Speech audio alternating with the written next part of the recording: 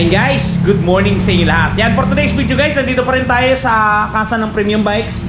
Ang petsa ngayon ay January 2026. Tayo guys ay magre-release ng bago natin yan, si Honda Click na 125. At ito ay piniprepara na ni Remark Alarcon. Yan guys, yan siya. May masabi ka ba, Remark? Doon guys, sa mga nagbabalak, nagpaplano kumuha ng motorsiklo, dito guys kay Premium Bikes Corporation, napakadaming available na units sa mababang halaga.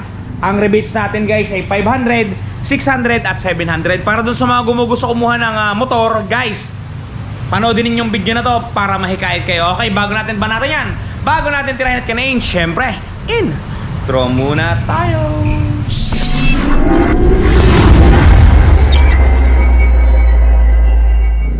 Okay guys, without further ado, puntahan natin yung unit na nire-release at pinipiripara ng ating mga kasamang si Miller at si Remark. Yan guys, yung Honda Click 125 STD.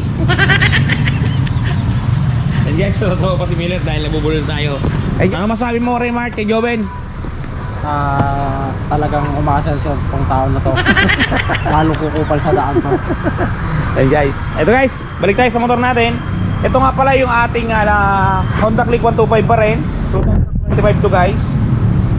Pero bali-balita ko guys, may paparating na tayong 2026. Yan. Kulay black gray itong available na to. At kinuha to guys by installment.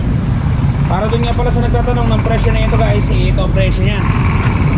Ito ang suggested retail price niya, 81,900. Down payment natin guys, 4,095. Guys, itong 4,095 na to, wala na tong hidden charge, wala na tong additional. Straight 4,095 down payment mo, walang advance payment. Yan lang guys ang ilalabas mo. Ang monthly natin sa 2 taon 5,269 at pagka 3 taon naman po 4,061. Screenshot nyo guys, presyo ng Honda Click STD natin. Alright, yun guys, natalakay na natin yung presyo nya. So ngayon papakita ko sa inyo yung inclusion ng unit natin. Pabuksan natin yung U-Box guys para mapakita ko sa inyo. Ito yung ating laman sa U-Box. Una sa lahat guys, meron siya ditong owner's manual. After nyan, meron tayo ditong tools. Konti lang guys ang tools na to kasi ang katwiran ni Honda, hindi naman tayo magbababa ng makina. Yan. Ito lang ang tools guys, screw at saka pantanggal ng spark plug. Yan, may lagay naman siya guys. Yan. Sumunod, ito yung baterya niya guys. Yan, may tatak na Honda yan. Yuwasang tatak niya. Yan. May bolts and nuts din. Sunod, guys, meron tayo ditong yan, side mirrors. Ganun pa rin yung side mirrors natin. Goods to goods. Alright. Okay guys, ngayon activate natin yung unit para maging goods to goods. Okay guys, tayo na yung mag-activate ng unit para maipakita ko sa inyo. Alright. Ito guys yung lagayan ng ating battery. Yan. Doon sa mga bibili ng Honda Click nga pala guys, pagka nagpaplano kayong bumili ng Honda Click, bumili na rin kayo ng rubber mattings. Yung mura lang sa Shopee, nasa 80 pesos lang yon. Para hindi tayo mapasok dito guys ng lupa. Kasi mapasok talaga siya dito. Sa daily use natin, kada apak natin, nagagasgas to. At saka mapasok yung mga buhangin dito sa gap guys, between dito sa takip at dito sa apakan. So, mas minamabuti ko na bumili kayo ng rubber mattings. Meron tayo dyan guys sa description box. Kung gusto nyo, bumili na kayo dyan. Mura lang yan guys. Okay, ito guys oh. Ito kasi papasok yung mga buha-buhangin gaya niyan, no? Mayroon ng konti. Lagyan niyo ng rubber mattings guys para maging goods. Para maingatan niyo rin yung sasakyan niyo kasi inyo yan. Pero may drain naman siya dito kaya hindi siya papasukin ng tubig. Doon nga pala sa nagsasabi hindi papasukin ng tubig guys ha. Kasi meron tayong takip. Alright. Buksan natin guys. Yan. May kasama na nga din pala to guys, fuse. Yan, may kasama na rin tong fuse dito. Extra fuse, ito yung mga fuses nya. So, ikama na natin yung baterya nya para all goods na tayo. Alright.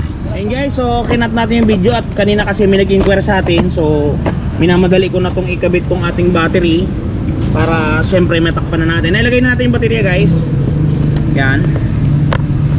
Tapos syempre kabit natin to ng ayos guys.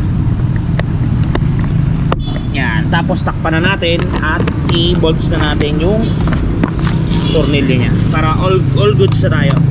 Kinabit na rin ni Remark guys yung ating side mirror yan, katulong natin siya. Yan, tornilyo natin to ng ayos.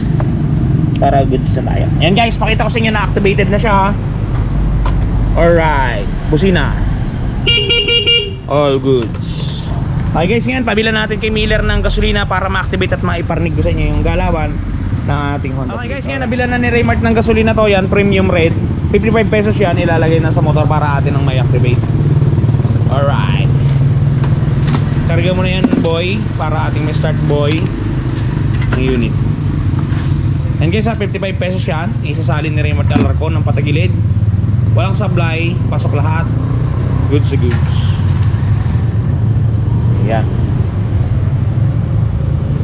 Alright. Ayan guys, successful na naisalin na ni Raymart. So ngayon, start natin to.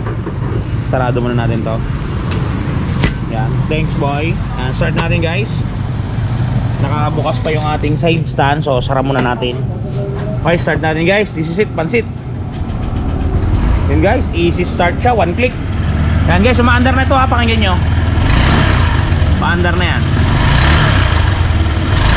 Ganda guys ang galawan na to. Oh. Goods to goods. Kaya doon sa mga gumugusto kumuha guys ng Honda Click na 125 guys, puntahan nyo guys si Premium Bikes Corp. Magaganda ang click dito guys. Quality yan, umaandar na yan. Goods to goods. One day process tayo guys ngayon. Medyo nadali lang nung nakaraan kasi napakaraming application. Pero ngayon January, one day process tayo guys. Yan, maandar na to. Guys, yun nga pala sa mga namumblema na magasgas ng fairings. Yes, for example, nagasgasan to. Tapos syempre mahal magpa-repaint yan. Bilhan nyo na lang ng touch paint guys. Ito yung touch paint, panoodin ninyo. At ito na guys, ang touch paint ni Wash Body. Diba napakaganda? Ganto ang packaging yan pagka mabibili ninyo. Ito yung polishing cream. Ito yung surface cleaner. Ito yung mismong touch paint.